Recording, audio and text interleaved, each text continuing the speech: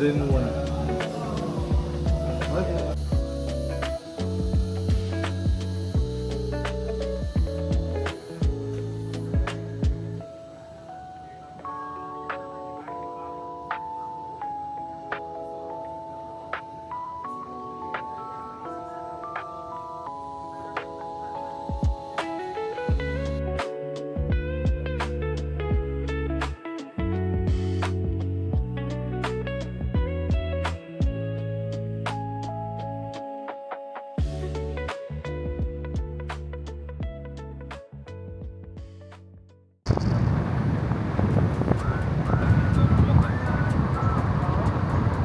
Ah, yung nabili mo?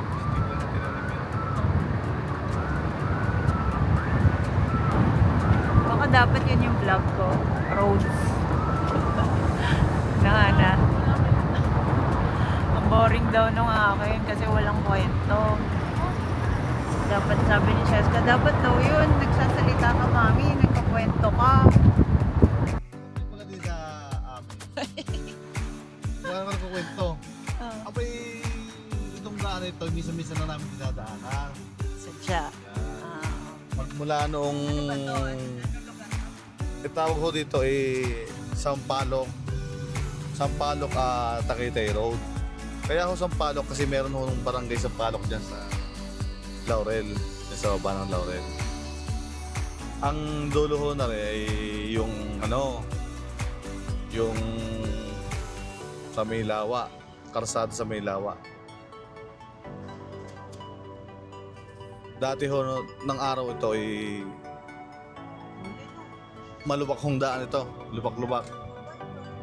Kalaunan, nadi-develop na rin kahit pa kaunti-kaunti.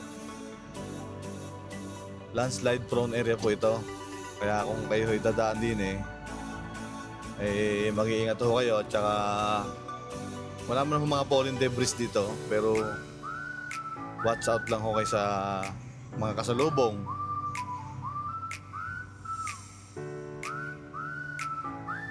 Ito'y part pa rin ho ng Tagaytay, lower part ng Tagaytay. Pagbababa ho natin dyan sa ilalim, part na ng Laurel, Batangas. Mas mapapansin nyo sa video, ang aming mga nakukuhanan ay mga puno, no? Mga virgin forest nga yan. Halos walang namumutol dyan. Mga iba, dala na ng ibon.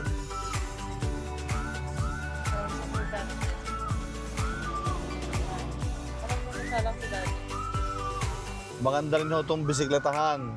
Yan, may mga pako-pako tumutubo din para din ho itong daan ng mga Marilaki sa other part ng Baguio City. Kasi napapaka ng ng sigsag, no? Watch out ho kayo sa mga kasalubong, gawa ng pwede mag-overshoot dahil bibihira ho ang mga nadaan din Ginagawa ho namin tong video na to para at least kahit paano yung mga katulad ng mga nasa abroad nakikita nyo yung mga pwedeng dating lugar na nadadaanan nyo na at saka yung mga development kung sanay na kayo dito dati na dumadaan. Parang ay nakita ko na yan doon pala yan iba na pala ang daan yan. Parang gano'n lang dinadala ho namin kayo sa para kayong nasa Pilipinas lang din. Yung mga nag-a-abroad ho dyan.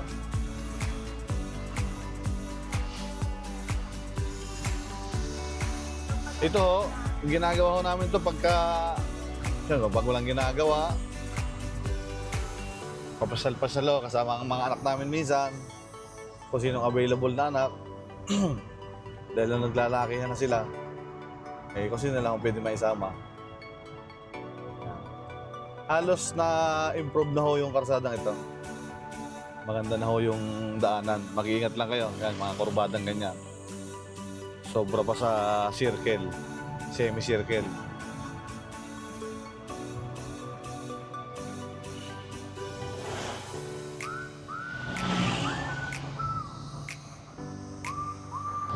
Habang nadaan ho kayo dito, pwede ho kayong antukin at gawa ng lilim. Dito dumaan sila Tito Omar nung galing sa atin no, natakot daw sila. Huwag ho kayong Kasi gabi. Huwag ho kayong aantok-antokin dito at talagang puro puno at yun nga, baka ina-expect ng mga kasalubong nyo, wala silang kasalubong. So, alerto tayo dito. Ah, Di ba naglipa tayo? wala ko, no? Wala ka naman. Eh, nung binigyan ko ng ruta, dito itinuro. Tapos nawala na ng signal, di ba? So, dito sila sumunod. Sabi, Lolo, ang dilim, gabi. Takot daw sila.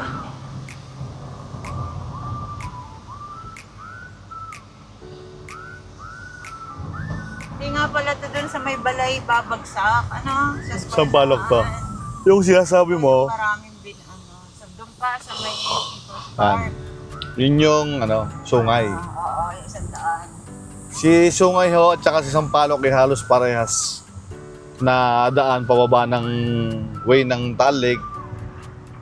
Pero magkaibang bayan ho yun. Yung isa ho, babaksak ng Balay Isabel. The forest kasi. Yun ho ay part na ng Talisay, Batangas. Dito ho sa ating dinadaanan, part ho ito ng Tagaytay and Laurel, Batangas. Wala tayong ginagawa dito. Ano? Dito. Gawa ng Sa kabila ang may ginagawa. pag malapit sa baba. Oo. Ang view mo dito yung kabila eh. Dito pala sila ginagawa. Marami ho dito nagpa-practice ng cycling. Yan. At mapapansin nyo sa dinadaanan namin ay yung mga punla ng mga bougainvillea. Galingan lang ho yung tumingin ng punla at ang iba ay minsan ay bata-bata pa. Yan. Yan, dito lang ho nyo makikita yan. Baby cow. Kakaanak lang na rin. Kakaanak lang yan. Baby yan talaga.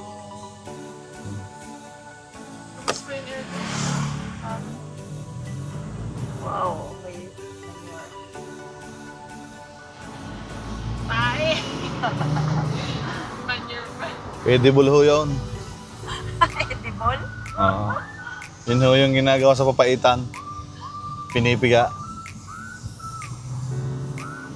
Hindi pala yung pala. Yung galing pala. Abdo yun. Abdo pala yun.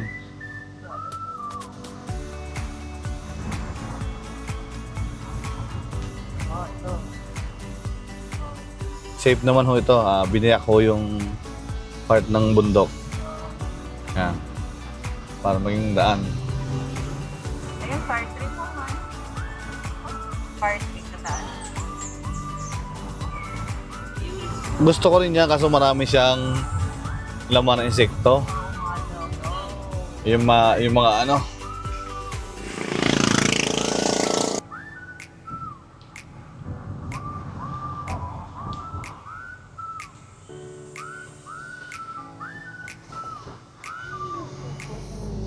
Ako'y nakakatatlong cups na ng kape.